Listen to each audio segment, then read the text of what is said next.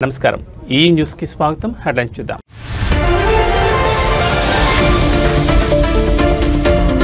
AP దేశానికి గేట్వేలా మారుతోంది వైజాగ్ లో సిఐఐ భాగస్వామి సదస్సులో చంద్రబాబు కీలక వ్యాఖ్యలు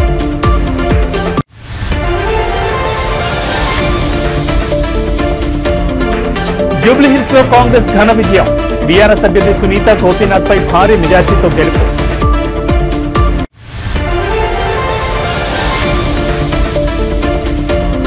విశాఖలో ఘనంగా ప్రారంభమైన సిఐఐ భాగస్వామి సదస్సు పెట్టుబడులకు AP నిలుచుకోవడానికి 3 కారణాలున్నాయన్న Lokesh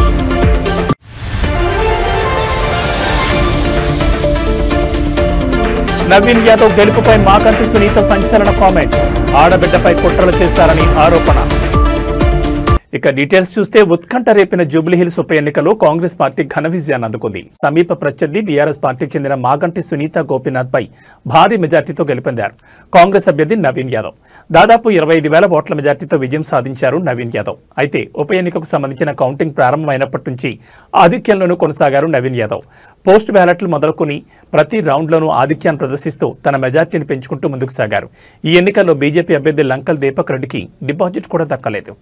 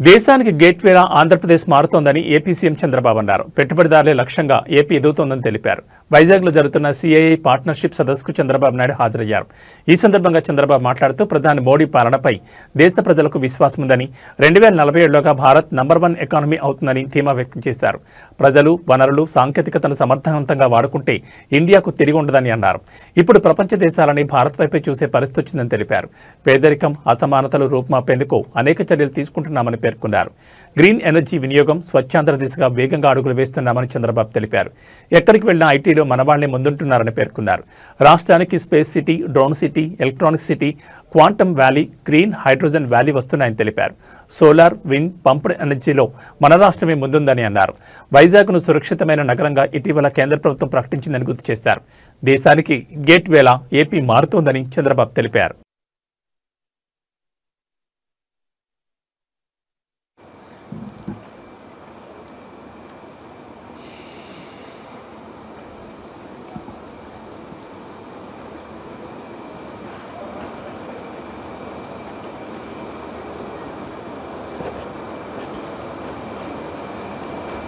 Honorable President of India, Sri C.P. Radhakrishnan Garu, Honorable Governor of Andhra Pradesh, Sri Abdul Nazir Garu, Honorable Union Minister for Commerce and Industry, Government of India, Sri Piyush Goyal Garu, Honorable Union Minister Ram Mohan Naidu Garu, Chandrasekhar Garu, Bhupathiraj Srinivas Verma Garu, President, Confederation of Indian Industry, Rajiv Memani Garu, Director General, Confederation of Indian Industry, Chandrajit Banerjee Garu, Honorable Ministers from my cabinet, Nara Lokesh Garu, T.G. Bharat Garu, Nadella Manohar Garu, industrialist on the dais, Suchitra Ella Garu, Sanjeev Bajaj Garu, G.M. Rao Garu,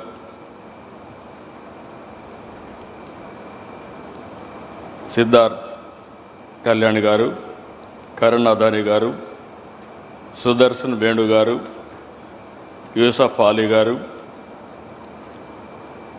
Kamineni Shobana Garu,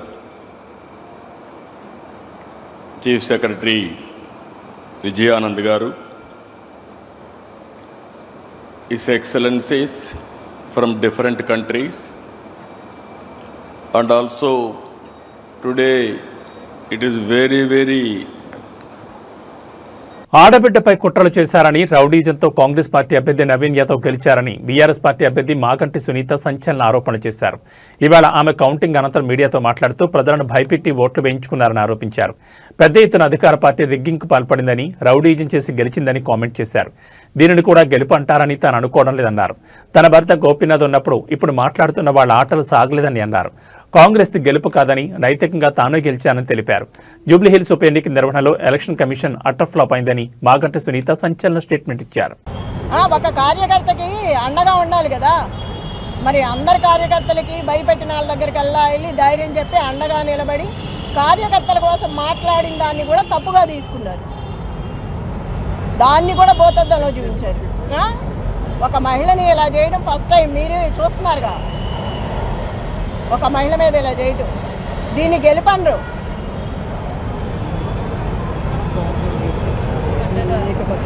అడ్డదారులు వచ్చి అడ్డంగా చేసి నేను చూసా కదా, మొన్న నేను అడ్డం పడ్డాను, ఎక్కడికక్కడ అడ్డం పడతానే వచ్చాను, చాలా చేసుకుంటూ వచ్చాం. అది కూడా లేడీస్ని చేసుకొచ్చాం, అన్ని చోట్ల లేడీస్నే చేసాం. అంత ధైర్యంగా నిలబడి షేక్పేట లలిత గారు, యూసఫ్ కూడా బోర్బండ మొత్తం నేను. ఏపీ అభివృద్ధి గురించి మాత్రమే కాదు, యావత్ భారతదేశం అభివృద్ధి గురించి సీఎం చంద్రబాబు ఆలోచిస్తారని కేంద్ర వాణిజ్య మంత్రిత్వ శాఖ పీయూష్ గోయల్ అన్నారు. విజనరీ సీఎం చంద్రబాబు ఉన్న ఏపీలో పుట్టిన ప్రతి బిడ్డ అదృష్టవంతుడే అని, వారి భవిష్యత్ అంతా ఉజ్వలమైందని పేర్కొన్నారు. గ్లోబల్ ట్రేడ్ గేట్వేగా విశాఖ నిలుస్తోందని, స్టీల్ ఉత్పత్తి, ఆక్వా రంగాల్లో ఈ ప్రాంతం ప్రసిద్ధి చెందిందన్నారు. 2047 స్వర్ణాంధ్ర విజన్తో ఏపీ సాంకేతికంగా, ఆర్థికంగా బలోపేతమవుతుందన్నారు. 2047 నాటికి సుసంపన్నమైన దేశంగా భారత్ అవతరిస్తుందని, టెక్నాలజీ ద్వారా ఈ సుసంపన్నతను సాధిస్తామని పీయూష్ గోయల్ చెప్పుకొచ్చారు. విశాఖలో జరుగుతున్న సిఐఐ భాగస్వామి సదస్సులో కేంద్ర మంత్రి పీయూష్ గోయల్ మాట్లాడారు. టెక్నాలజీ డెమోక్రటైజేషన్ అనే విధానాన్ని పాటిస్తూ అందరికీ దాన్ని చేరువ చేస్తున్నాం. భారత్ తెచ్చిన డిజిటల్ పేమెంట్ విధానం ఇప్పుడు చాలా దేశాలు అనుసరిస్తున్నాయి. $30 బిలియన్ విలువైన పెట్టుబడులతో సెమీ కండక్టర్ పరిశ్రమలు ఏర్పాటు చేస్తున్నాం. స్వేచ్ఛా వాణిజ్యం కోసం వివిధ దేశాలతో ఒప్పందాలు చేసుకుని దానికి అనుగుణంగా వాణిజ్య బంధాలను బలోపేతం చేస్తున్నామని పీయూష్ గోయల్ అన్నారు.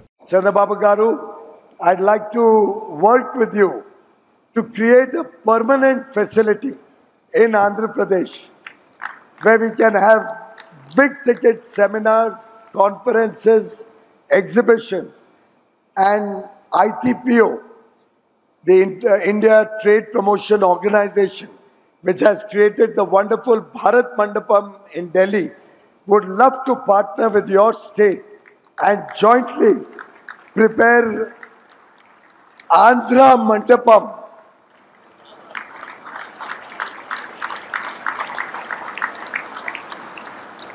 so that in the years to come, our partnership summit will not be under a marquee or a tent or temporary facilities, but will be at a world-class convention center,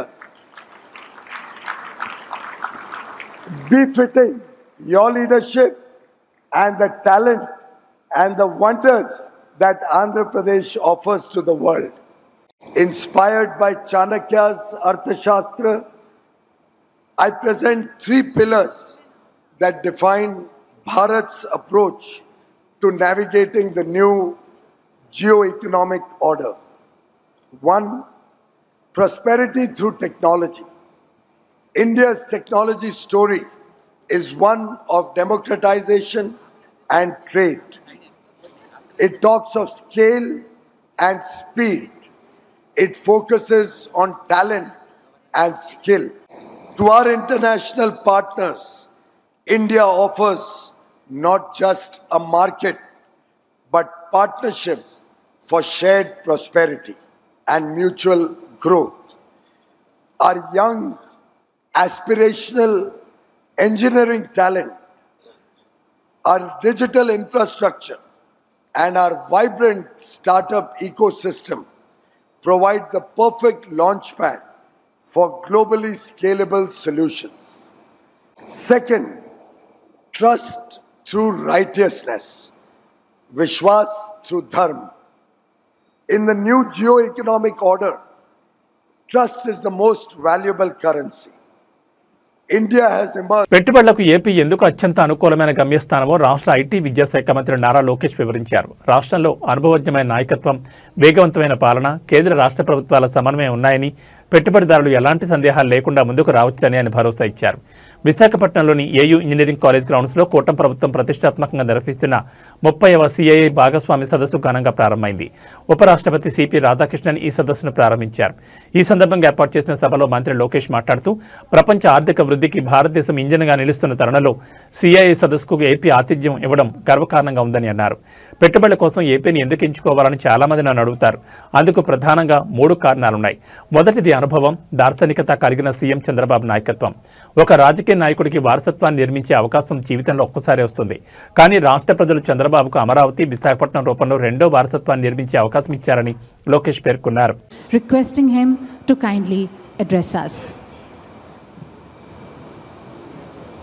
Honorable Vice President of India, C.P. Radhakrishnan Garu, Honorable Governor of Andhra Pradesh, Syed Abdul Nazir Garu, Honorable Chief Minister of Andhra Pradesh and Co-Chairman of the 30th CII Partnership Summit, Shri Nara Chandrababu Naidu Garu, and Honorable Minister of Commerce, Industry, Government of India, and Chairman 30th CII Partnership Summit, and my mentor, Piyush Goyal Garu, and to the dignitaries on the dais, off the dais, a very good morning.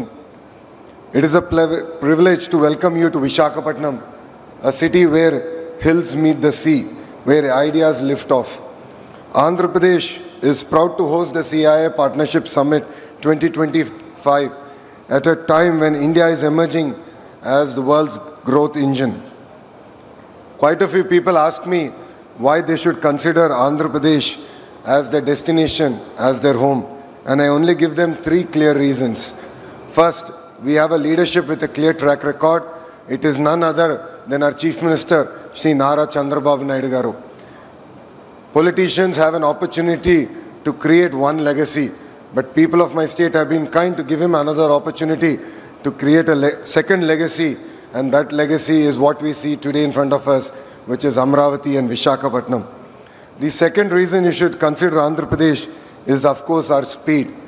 Friends, we live in a fast-changing world where markets, regulations, and technology keep evolving. I have met thousands of investors and corporates in the last 1 year. The single most important requirement for a company is speed. They expect the same speed from governments. This speed needs to be a mission.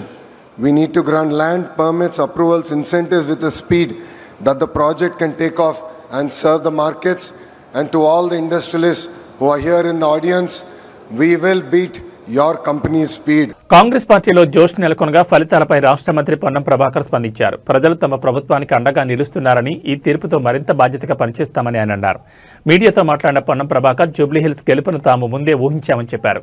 Majority విషయంలో కాస్త అటు ఇటుగా ఉన్నప్పటికీ ప్రజలు మరోసారి తమ వైపే ఉన్నారనే విషయం స్పష్టమైందని అన్నారు. ప్రజాస్వామ్యంలో ఎంతో పకడ్బందీగా ఎన్నికలు జరుగుతున్నాయి. ముఖ్యంగా హైదరాబాద్లో రిగ్గింగ్ అనే పరిస్థితి ఉండదు. ప్రతిపక్షాలు చేస్తున్న ఆరోపణలు కేవలం దుష్ప్రచారం మాత్రమే అని ఆయన కొట్టిపారేశారు. పోలింగ్ ముగిసే సమయంలో బీఆర్ఎస్, బీజేపీ శ్రేణులు తమ పార్టీ కార్యాలయం మీదకు దాడికొచ్చాయని కూడా ఆయన ఆరోపించారు. ఆర్థిక ఇబ్బందులు ఉన్నప్పటికీ తమ ప్రభుత్వం అందిస్తున్న సంక్షేమ పథకాలే ఈ ఆధిక్యానికి కారణమని పొన్నం ప్రభాకర్ వివరించారు. సన్న బియ్యం, కొత్త రేషన్ కార్డుల పంపిణీ, 200 యూనిట్ల వరకు ఉచిత విద్యుత్, మహిళలకు వడ్డీ లేని రుణాలు, ఆర్టీసీ బస్సుల్లో మహిళలకు ఉచిత ప్రయాణం, ఇందిరమ్మ ఇళ్లు, ఉద్యోగ నియామకాలు వంటి కార్యక్రమాలకు ప్రజల నుంచి విశేష స్పందన లభిస్తోందన్నారు. ఓడిపోతున్నామనే అసహనంతో పోలింగ్ ముగిసే సమయానికి పోయి మా కార్యాలయం మీదకి దాడికి వచ్చి ఒక వాయిస్ టోన్ చూస్తా సంగతి అనేటువంటి మాట చూస్తుంటే మాకు ఆశ్చర్యం అనిపించింది. పోలీసులు, మా శాసనసభ్యులు, మా నాయకులను అక్కడ ఉండొద్దని హెచ్చరిక చేసి మా వీళ్ళు కేసు పెట్టారు. బట్ వాళ్ళు ఒక 10 మంది పేర్లు, నిన్న అనేక మంది ఔటర్స్, ఈవెన్ పక్కన ఉండబడేటువంటి సికింద్రాబాద్ పార్లమెంటు కార్పొరేటర్స్, ఇతరత్ర చాలా మంది నాయకులు వాళ్ళు టీవీలలో, వీడియోలకు బయటలు ఇచ్చినారు. ఇది పరిస్థితి. వాళ్లే అన్ని రకాల ప్రయత్నాలు చేసినారు. అసహనంతో వాళ్ళు ఓడిపోతున్న దానికి కారణం చూపెట్టుకోలేక ఈ కారణం చూపెడుతున్నారని భావిస్తున్నారు. ఇంత ఒకసారి పోలింగ్ సరళి తెలిసినట్టయితే నియోజకవర్గం మొత్తంగా అట్లా ఒకటో వారా అటు ఇటు ఎక్కడన్నా ఉన్నా కూడా టోటల్ ఓవరాల్ గా కాంగ్రెస్ పార్టీకి మెజారిటీతో గెలుస్తాం. ముందు నుంచి చెప్తున్నట్టుగా బీజేపీకి 10,000 ఓట్లు రావన్నాం. కిషన్ రెడ్డి అక్కడ ఎంపీ, కేంద్ర మంత్రి, టీఆర్ఎస్ తోటి కుమ్ముక్కండి అని చెప్పినాం. తన పార్లమెంటు గెలవడానికి సహకరించిన బీజేపీకి, బీఆర్ఎస్ కు ఈ శాసనసభ సీటు గురుదక్షిణ కింద ఇచ్చిందని ముందు నుంచి అంటున్నాం. ఇవాళ ఓడిపోయాడు కాబట్టో మేము గెలుస్తున్నాం కాబట్టి అంటలేదు, ఇది ముందు నుంచి చెప్తున్నా. దీనికి కిషన్ రెడ్డి గారు జవాబు చెప్పారు. ఇప్పటికైనా ఇటువంటి కొల్యూడ్ పాలిటిక్స్, ఢిల్లీలో దోస్తీ గల్లీలో కుస్తీ ఉండే, ఇప్పుడు ఢిల్లీలో దోస్తీ గల్లీలో కూడా దోస్తీ అయింది. అయినా తెలంగాణ రాష్ట్ర ప్రయోజనాల కొరకు మీరు తెలంగాణ ప్రభుత్వానికి సహకరిస్తే మంచిది, లేకపోతే తెలంగాణ ప్రజలు మీ ఆఫీస్ తాళం వేసే రోజు వస్తాయి. జూబ్లీహిల్స్ ఉప ఎన్నికల్లో ప్రజాపాలన ప్రభుత్వ కార్యక్రమాల ఆలోచన సరళి గాని, ఆ నియోజకవర్గం అభివృద్ది ఆకాంక్షించే వాళ్లు గాని కంటోన్మెంట్ ఉప ఎన్నికల్లో ఏ విధంగా కాంగ్రెస్ పార్టీని గెలిపించినారో జూబ్లీహిల్స్ కూడా కాంగ్రెస్ పార్టీ అభ్యర్థిని గెలిపిస్తారని చెప్పినాం. కొంత సానుభూతితోటో లేదా టీఆర్ఎస్ డైవర్షన్ పాలిటిక్స్ చేయడం ద్వారానో మహిళలను వారు ఒక సెంటిమెంట్ వాడుకోవడానికి అన్ని రకాల ప్రయత్నం చేసినప్పటికీ కాంగ్రెస్ పార్టీ తీసుకున్నటువంటి సన్న బియ్యం కావచ్చు, రేషన్ కార్డుల పంపిణీ కావచ్చు, 200 యూనిట్ల ఉచిత విద్యుత్ కావచ్చు, మహిళలకు ఆర్టీసీ బస్ ఉచిత ప్రయాణం కావచ్చు, అనేక మంది ఉద్యోగ నియామకాలు కావచ్చు, వడ్డీ లేని రుణాలు కావచ్చు, రైతాంగానికి గ్రామీణ ప్రాంతాల్లో తీసుకుంటున్న నిర్ణయాలు కావచ్చు, ఇందిరమ్మ ఇళ్లు కావచ్చు, ఇటువంటి అనేక కార్యక్రమాలు ఇంత ఆర్థిక సంక్షోభం ఉన్నప్పటికీ చేయగలుగుతున్నారనేటువంటి ప్రజల ఆలోచన ప్రకారంగా ఓటింగ్ సరళి కనబడుతూ ఉంది. తప్పకుండా ఇది ముందు నుంచి కూడా చెప్తాను, మా ప్రభుత్వం ప్రజలకు అన్ని రకాల అంశాలతోటి క్షేత్రస్థాయి దాకా చేరే విధంగా పనిచేస్తామని చెప్పినాం. ఈ ఫలితం అందుకు నిదర్శనం. తప్పకుండా భవిష్యత్తులో కొంత దుష్ప్రచారం ఏ విధంగానైతే టీఆర్ చేసో ఆ అంశాలన్నీ పరిగణలోకి తీసుకొని మరింతగా గట్టిగా మా ప్రభుత్వం ప్రజల సంక్షేమం కొరకు పనిచేస్తుంది. విద్యార్థులకు వడ్డించే అన్నం గిన్నెలో మద్యం మత్తులో ఓ వాచ్మెన్ అందులో కాళ్లు పెట్టి ఒంటి మీద సోయి లేకుండా పడుకున్నాడు. ఈ సంఘటన ఈ నెల 12 రాత్రి చోటు చేసుకోగా గురువారం వెలుగులోకి వచ్చింది. ఇందుకు సంబంధించిన వివరాలు ఇలా ఉన్నాయి. సంగారెడ్డి మండలం ఇస్మాయిల్ ఖాన్పేట గ్రామ పరిధిలోని సంగారెడ్డి ప్రభుత్వ పాలిటెక్నిక్ కళాశాలలో శేఖర్ అనే వ్యక్తి వాచ్మెన్ గా విధులు నిర్వహిస్తున్నాడు. బుధవారం రాత్రి ఫుల్లుగా మద్యం సేవించి వచ్చిన వాచ్మెన్ శేఖర్ హాస్టల్లోని కిచెన్ గదిలో ఉన్న అన్నం గిన్నెలో మద్యం మత్తులో కాళ్లు పెట్టి పడుకున్నాడు. అక్కడే ఉన్న విద్యార్థులు ఈ దృశ్యాలను తమ కెమెరాలో బంధించారు. విషయం కలెక్టర్ ప్రావీణ్య దృష్టికి వెళ్లడంతో ఆమె ఘటనపై సీరియస్ అయ్యారు. వెంటనే సదరు వాచ్మెన్ ని సస్పెండ్ చేస్తూ ఆదేశాలు జారీ చేశారు. పాలిటెక్నిక్ ప్రిన్సిపల్ పి జానకిదేవి ఇచ్చిన రిపోర్ట్ ప్రకారం జిల్లా కలెక్టర్ ఆదేశాల మేరకు ఘటనకు బాధ్యుడైన వాచ్మెన్ శేఖర్ ను విధుల నుంచి తక్షణమే తొలగించడం జరిగిందని అదనపు కలెక్టర్ చంద్రశేఖర్ తెలిపారు. అలాగే కాంట్రాక్టర్ కు హెచ్చరిక జారీ చేశారు. ప్రతిరోజు హాస్టల్ పర్యవేక్షణ కోసం ఒక ఉపాధ్యాయుడిని ప్రత్యేకంగా ఏర్పాటు చేయాలని అధికారులను ఆదేశించారు. విద్యార్థులకు నాణ్యమైన పరిశుభ్రమైన భోజనం అందించాల్సిందిగా ప్రిన్సిపాల్ను హెచ్చరించారు. భవిష్యత్తులో ఇలాంటి ఘటనలు పునరావృతం కాకుండా వసతి గృహాలను పర్యవేక్షించాలని అధికారులను అదనపు కలెక్టర్ ఆదేశించారు.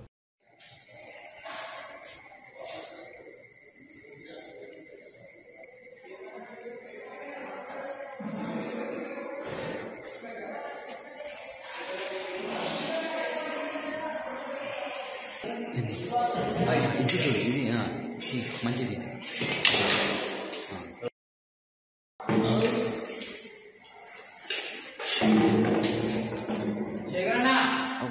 అల్లూరు జిల్లా జీకే వీధి మండలం జర్రెల గ్రామంలో ఉన్న గిరిజన సంక్షేమ ఆశ్రమ పాఠశాలలో ఫుడ్ పాయిజన్ కారణంగా 29 మంది విద్యార్థులు అస్వస్థతకు గురయ్యారు. పాఠశాలలో సుమారు 280 మందికి పైగా విద్యార్థులు చదువుతున్నారు.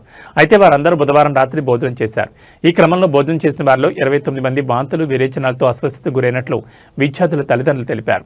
వెంటనే అస్వస్థతకు గురైన విద్యార్థులను సిబ్బంది చికిత్స నిమిత్తం సమీప ప్రాథమిక ఆరోగ్య కేంద్రానికి తరలించారు. ప్రస్తుతం విద్యార్థులు కోలుకుంటున్నారని, ఎలాంటి ప్రాణాపాయం లేదని వైద్యులు తెలిపారు.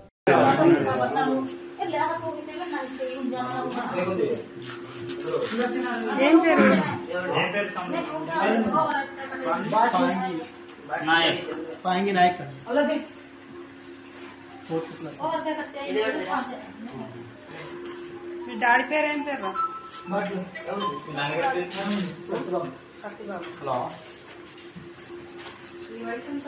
హలో జర హాస్పిటల్ కొన్నాను వంశీ గారు అది రూమ్ లో ఉన్నాడు. బాటిల్ ఎక్కించి ఇప్పుడు బెడ్ లో కాలు లేవు కదా, తీసుకెళ్ళారు బయట తీసుకెళ్ళారు. అక్కడ సెలెన్స్ ఎక్కిస్తున్నామండి. ఇప్పుడు బెడ్ లో కాలు లేక స్కూల్ తీసుకెళ్లారు. ఇప్పటికే దేశ రాజధాని ఢిల్లీలో జరిగిన బాంబు బ్లాస్ట్ కలకలం సృష్టించిన విషయం తెలిసిందే. తాజాగా మరో బిగ్ అలర్ట్ వచ్చింది. ఒకేసారి 2 విమానాలకు బాంబు బెదిరింపు మెయిల్ రావడంతో ఎయిర్పోర్ట్ సిబ్బంది అప్రమత్తమైంది. అబుదాబి నుంచి శంషాబాద్ ఎయిర్పోర్ట్ వస్తున్న ఇండిగో విమానం, లండన్ నుంచి శంషాబాద్ ఎయిర్పోర్ట్కు వస్తున్న బ్రిటిష్ ఎయిర్లైన్స్ విమానాలకు బాంబు బెదిరింపు మెయిల్స్ వచ్చాయి. బాంబు బెదిరింపు మెయిల్స్ రావడంతో ఇండిగో విమానాన్ని ముంబైకి దారి మళ్లించారు అధికారులు. లండన్ నుంచి వస్తున్న బ్రిటిష్ ఎయిర్లైన్స్ విమానాన్ని సమయానికన్నా ముందుగానే అత్యవసర ల్యాండింగ్ చేశారు. శంషాబాద్ ఎయిర్పోర్ట్లో అత్యవసర ల్యాండింగ్ అయిన బ్రిటిష్ ఎయిర్లైన్స్ విమానంలో నుంచి ప్రయాణికులను త్వరగా దింపేశారు. విమానాన్ని శంషాబాద్ ఎయిర్పోర్ట్లోని ఐసోలేషన్ సెంటర్కు తరలించి బాంబ్ స్క్వాడ్, డాగ్ స్క్వాడ్లతో తనిఖీలు నిర్వహిస్తున్నాయి సిఐఎస్ఎఫ్ బలగాలు. దేశ రాజధాని ఢిల్లీలో బాంబు పేలుడు అనంతరం శంషాబాద్ ఎయిర్పోర్ట్లో తనిఖీలు ముమ్మరం చేశారు. తరచుగా బాంబు బెదిరింపు కాల్స్ రావడంతో మరింత తనిఖీలు చేపడుతున్నారు.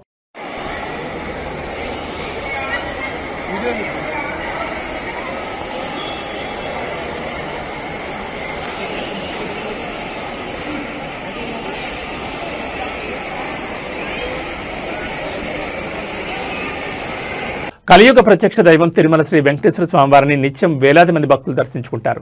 తిరుమలలో భక్తుల రద్దీ కొనసాగుతోంది. ఈ క్రమంలో నేడు శ్రీవారి దర్శనానికి 12 గంటల సమయం పడుతోంది. ఈ తరుణంలో శ్రీవారి సర్వదర్శనం కోసం భక్తులు 24 కంపార్ట్మెంట్లో వేచి ఉన్నారు. తిరుమల భక్తులకు ఎటువంటి ఇబ్బందులు పడకుండా అన్ని చర్యలు తీసుకుంటున్నామని టీటీడీ అధికారులు తెలిపారు. క్యూలైన్లోని భక్తులకు శ్రీవారి సేవకుల ద్వారా అన్నప్రసాదం, పాలు, త్రాగునీరు అందిస్తున్నారు. నిన్న శ్రీవారిని 62,129 మంది భక్తులు దర్శించుకున్నారు. 21,026 మంది తలనీలాలు సమర్పించుకున్నారు. నిన్న శ్రీవారి హుండీ ఆదాయం 4.13 కోట్లు వచ్చిందని టీటీడీ అధికారులు తెలిపారు.